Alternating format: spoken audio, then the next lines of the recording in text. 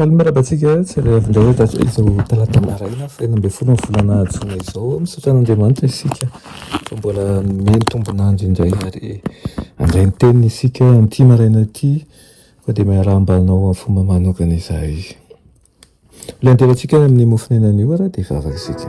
Itomba Andriamanitra atolotra anao ny derany laza ny asa sy ny voninahitra misaotra anao izahay fa mbola menao ny fahafahana andray ny fahasoavanao indray. Mangataka aminao izay mba hamonjanao fo satria tsy mendrika anao ary be fahotana tokoa. Amboary izahay ajoro mahatoky ary ihany koa hitoky amin'ny teny fikasanao. Amin'ny anaran'i Jesosy, amen. Lohateny mofon'ainantsika androany dia manao hoe ny talentan'ny fiteny. Raina amin'ny salamo fa 4:17 manao hoe diarova ny lelanao amin'ny ratsy ary ny molotrao mba tsy teny fitaka. Amen. Anankiray amin'ireo fanomezan-dehibe avy amin'Andriamanitra dia ny fitenenana. Io ny fomba hanehoana ny fisainan'ny fo, amin'ny lela no ivavahantsika sy iterahantsika an'Andriamanitra, amin'ny lela ihany koa no andresentsika lahatra ary amin'io lela io no ampaherezana sy hanononana tsodrano. Andraisantsika ten'Andriamanitra ohatran'izao ataontsika izao ihany koa ary ampitoniana ny fanahy izay maratra sy torotoro ihany koa ny lela.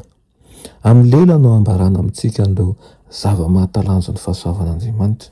Nefa koa amin'ny lela io no hitenenana zava-dratsy sy hanaovana teny izay tena manindrona ny fo toy ny bibilava. Ampahankely amin'ny tena ny lela saingy tena manan-kely lehibe ny teny izay avoakany. Hoy Jesosy manao hoe fa tsy misy olona mahafolaka ny lela. Ao amin'ny Jakoba misy an'izay. Jakoba 3:9. Nampifandrafy firenena maro ihany koa io lela io, niteraka ady sy fandatsahan-dra mihitsy. Ny teny dia nandrehitra afo sarotra vonoina.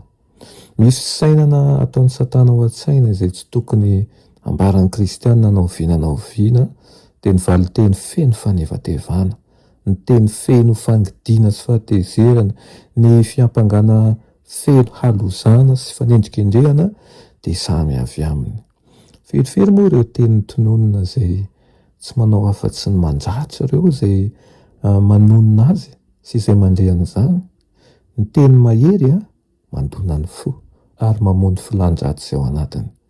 Izay mampiasa ny lelany amin'ny ratsy dia mampalahelo ny fanahy masina satria miasa mifanohatra amin'ny fikasan'Andriamanitra izany. Amin'ny alalan'i Kristy irery no ahafahantsika mandresy ny fanariana hanao teny tsy voahevitra sy tsy araka ny Kristy. Ho maina sy ho faty ny fakana fakam-pandingina izay ao am-pontsika ao raha toa isika mandatsy handray hevitra avy amin'ny Satana. Ao amin'ny herin'i Kristy, hain'ny fanahy masina ny manao lela ho an'ny ny fiainana mitondra aina ary irin'Andriamanitra ny ifanampiantsika sy ifampaherezantsika iriny ny anaovantsika teny mitory fanantenana sy herim-po. Iriny ao aminao izany aoka ny teny izay avoakantsika ho teny mitondra fanantenana, mitondra hery fa tsy mitondra fandatsana. Amen. Vavaka isika misaotra anao izay raha eny amin'izany teninao izany.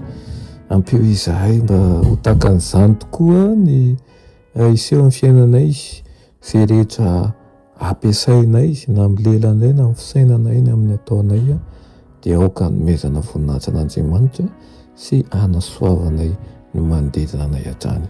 Amin'ny anaran'i Jesosy, amen.